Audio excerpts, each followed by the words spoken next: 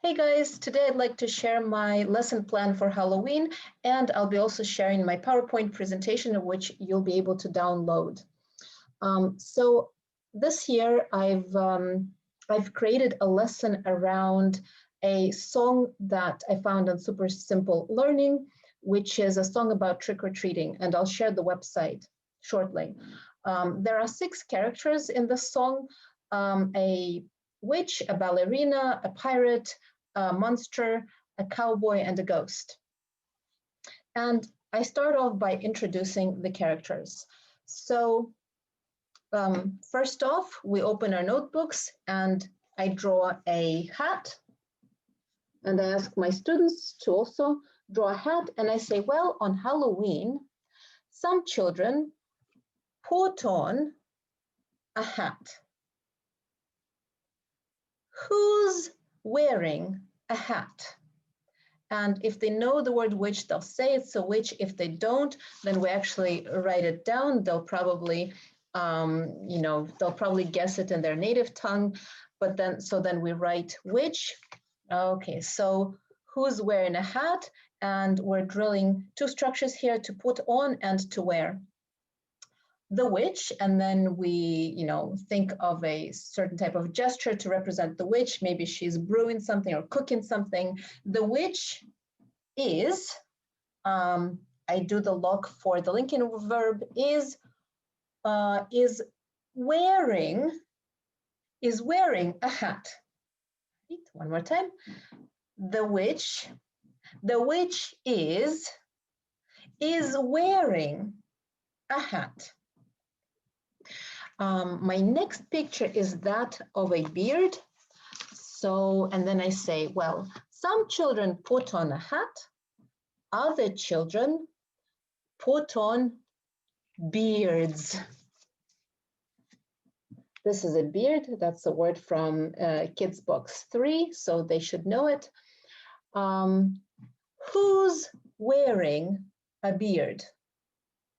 They might take a few guesses. They might not guess that it's a pirate. Some do, some don't. Then I give them hints. I say, well, this person has got one eye, and this character has got one leg. Who's that? It's a pirate. All right. So we do this for the pirate. Hop on one foot with your with one eye covered.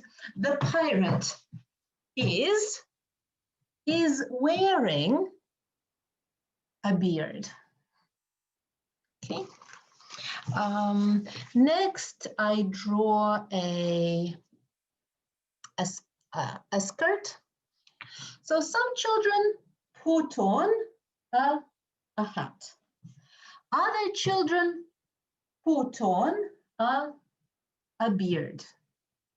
Now, some children put on a skirt, a short pink skirt. So we draw a skirt. Who's wearing a skirt? The ballerina is wearing a skirt.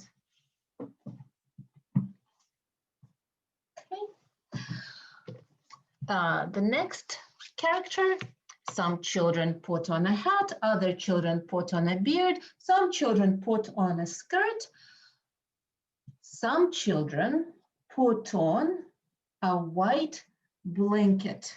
So this is, I use the word blanket, not the word sheets for ghost, because we don't have the word sheets in any of our textbooks, but the word blanket is there. So you can either pre-teach it, or they might already know the word blanket. Draw a blanket. They're going to guess that it's a ghost. If they're not familiar with the word, again, we write it down. Draw this as a white blanket. We write down a white blanket and the ghost. A blanket that you use to cover yourself with, and the ghost, something like this, or ask them to show you a ghost. So who's wearing a white blanket? The ghost is wearing a white blanket. And you do the same thing for the cowboy. For the cowboy, I do a brown hat. Also, the witch is wearing a black hat, but the cowboy is wearing a brown hat. He's riding a horse. And for the monster, you can say that he's wearing a long green tail. But usually, to go through all of the characters, it might take too long.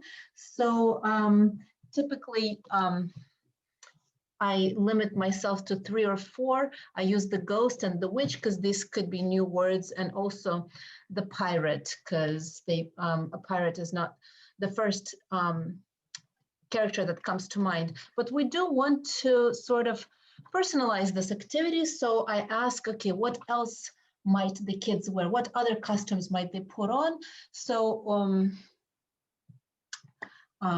some, one girl said that one girl wanted to be the like the she has this character Tom, that's her favorite character, and this person wears horns like the devil. So we've drawn some horns. Okay, so who's wearing horns? Tom is wearing horns. It could be, you could stick to kind of like positive characters, I don't know, a unicorn or something. Who's wearing wings? The fairy is wearing wings. And once we're done with the characters, I say that, all right, now we're going trick-or-treating. And there's a chant that I usually give before we go trick-or-treating, but you can also teach it at the lesson. Trick or treat, give us something nice and sweet. Trick or treat, give us some, tip of your tongue between your teeth, thing nice and sweet. But to go trick-or-treating, we need a basket to put the candy in. And we draw 3 baskets in our notebook. So the actual trick-or-treating part and the presentation, the PowerPoint presentation that I've created, this is actually a spelling activity. So I like to group words into 3 groups or into 3 categories. So we draw 3 baskets. I'm not too good at drawing. These are my baskets, very simple. So I ask them on one page to draw 3 baskets. And I say, we're going to be collecting candy, putting candy into these 3 baskets. And I ask them, so which basket is yours? Number 1, number 2, or number 3? We put the child's name next to that basket. And then I ask, okay, who else is coming along trick-or-treating with us? So they might choose their friends or their favorite toys. Sometimes they take their teacher along. So then we put names next to each person's basket. And then we go trick-or-treating. So then I show this song from the Super Simple Learning channel. And here you can see that it's like it's a shadow, the outline, and I ask, okay, who do you think this is? Who's this? This is a ghost. The ghost is wearing a white blanket, and we check to see whether it's true or not.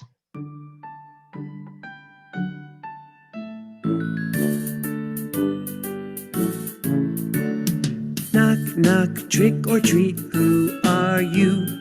I'm a ghost, I'm a little ghost.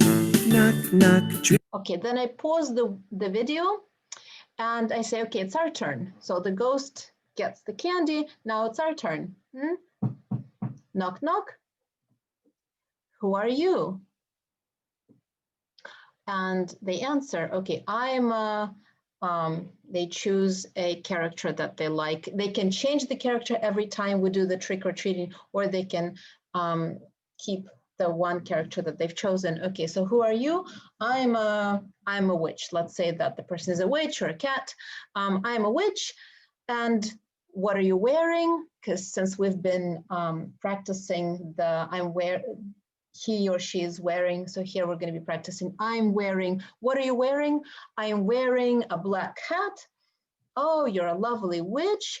Well, okay, so here, choose a candy. And then here's my PowerPoint presentation. So I have two versions of this activity. One is easier, the other one is more difficult. Let's go ahead and start with the more challenging one. They choose the candy, so I ask which row, at the top, at the bottom, or in the middle. Okay, so they say at, for example, at the top. Then I ask which one. Okay, the blue and pink one, the blue one, the pink one, the orange one, and this can be adapted to the child's level. So we had this, choose one in Kids Box 2, the blue one, the big one, the small one. So here's a good place to practice that. Okay, they say the blue one. Okay, which one? The light blue one or the dark blue one? For kids who are a little bit more advanced and who studied the ordinal numerals, they can say the first one, the second one at the top, or the second one at the bottom. For kids who are not comfortable, if you don't want to practice which one, then you can ask, just say the color or say the number 1, number 2 at the top. Okay, let's say it's the pink one at the top. I click on this candy and we get a word with some letters missing. So I remind them that because we're having a lesson and these are virtual candy, they're actually candy that have words as fillings. And I say, okay, so which letters do you think are missing? They might say it's double E, meat, or EA for meat, and you can help them out for the meat that we can eat that comes from animals. So either you accept either option or help them out with this. This particular tasks focus on the spelling of double E and EA combinations, and the fact that some of them are read as E, as the long E, and some of them are pronounced as E, such as the words head, bread, red.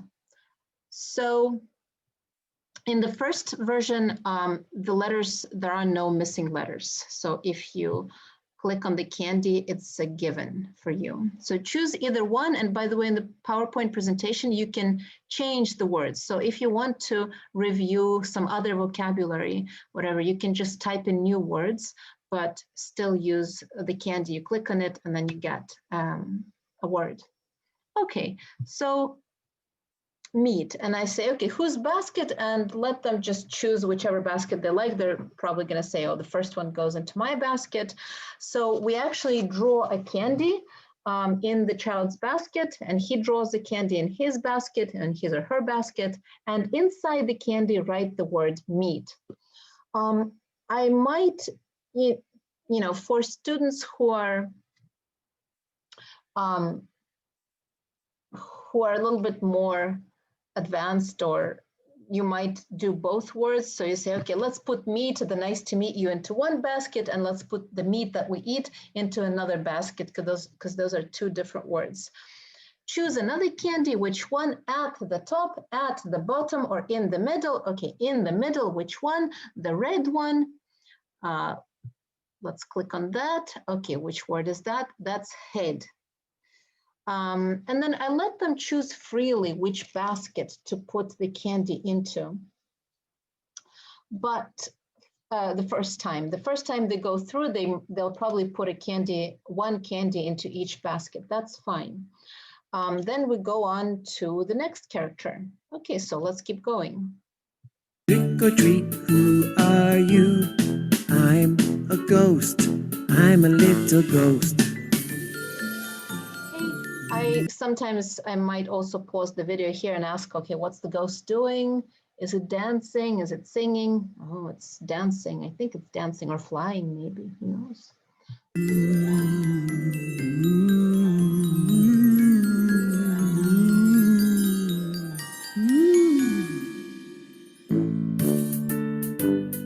who's this?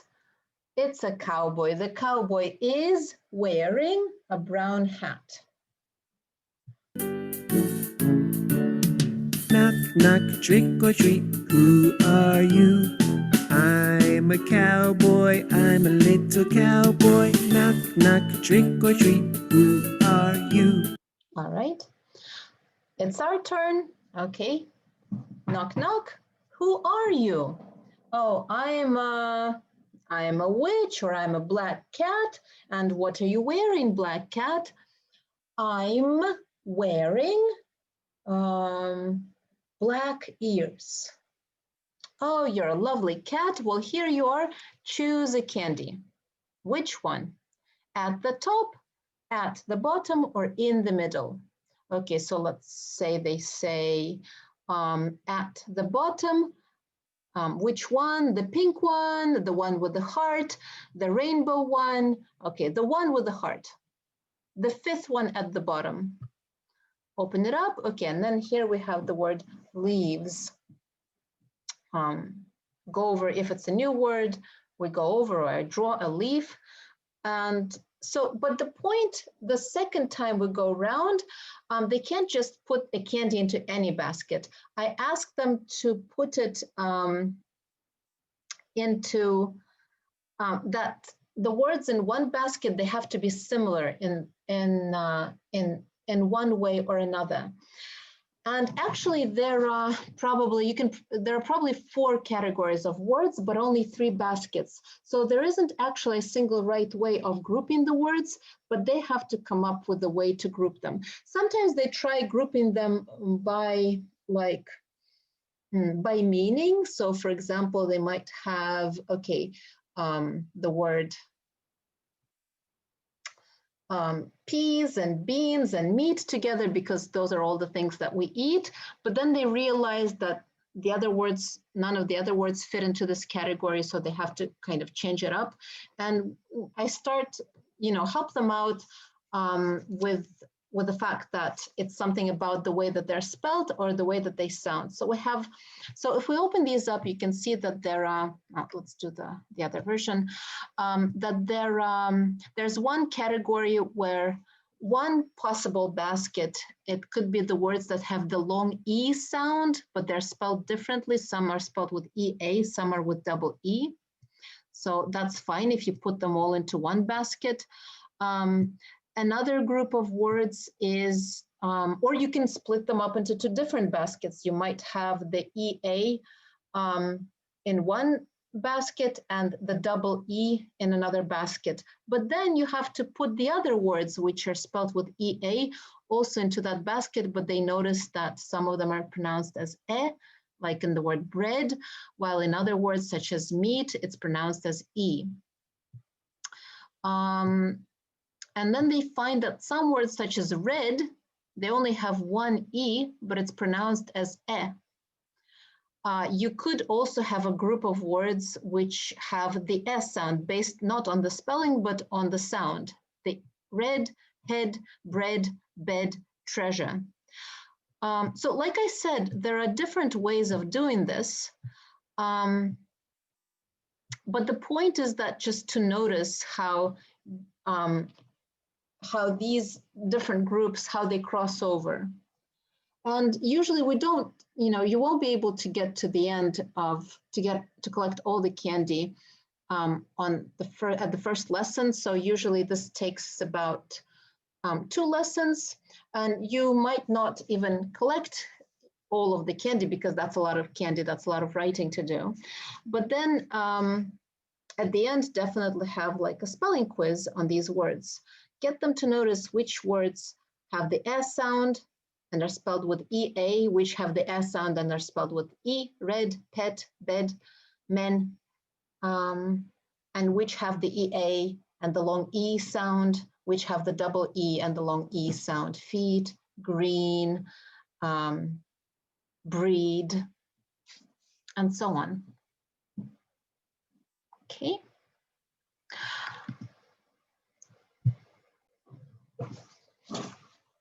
At the end, so once at the end of the lesson, it doesn't matter however many candies they've collected, I ask them to read all the candy in one basket and again review why we've put them into one basket, why they're similar.